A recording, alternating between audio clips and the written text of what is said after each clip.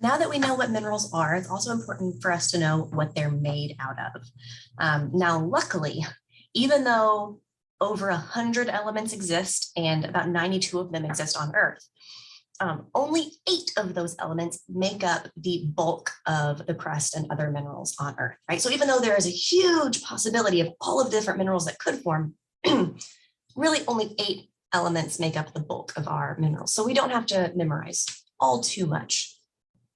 The vast majority of minerals on Earth are made up of 2 elements, oxygen and silica, plus some other elements in there, but oxygen and silica are the 2 main ones.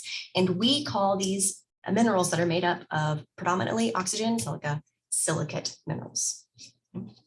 Now, we're going to go through some important minerals you should know.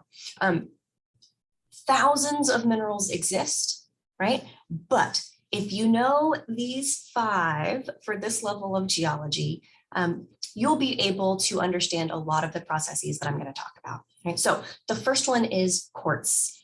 It is the most basic silica mineral. It is made up of just silica and oxygen. It's SiO2.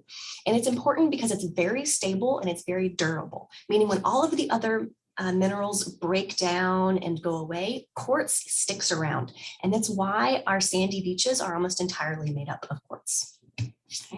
The second mineral you need to know about is feldspar. Feldspar, there's many different types of feldspar. They come in many different colors, but the group of them are the most common minerals in Earth's crust. Right? Also, they weather to clay. In Georgia, if you have ever been up a little farther towards the upstate, you'll know that Georgia has a ton of red clay. It gets on your clothes, doesn't come out, right? And that red clay comes from feldspars. You might also know that the #1 mining export from Georgia is kaolinite. Kaolinite is a clay that comes from feldspar, right? So this clay is all around us, and most of these clays come from feldspar. The third mineral you should know is mica. There's a couple different types of mica. The white one is known as muscovite. The black one is known as biotite. But it's important to be able to recognize mica because it's very common in igneous and metamorphic rocks.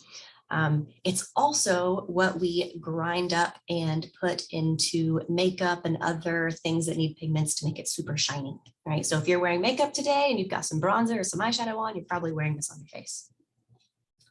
All right, the fourth mineral I need you to know is calcite. Calcite is a calcium carbonate, CaCO3. It's common in many, many rocks, but it's the main constituent in limestone and marble, and it's mainly formed in marine environments, right? So as I said before, this one's really important to know because if you see it, there's a very good chance that it was formed in an ocean or a sea. Finally, the last one you need to know is halite, NaCl, right? Just think of it as salt. And it's formed from evaporated seawater, right? So it's another one that's really important to know because if you see it, you know exactly what kind of environment it formed in, an evaporating sea. Also, it's clear and cubic, so it's pretty easy to identify.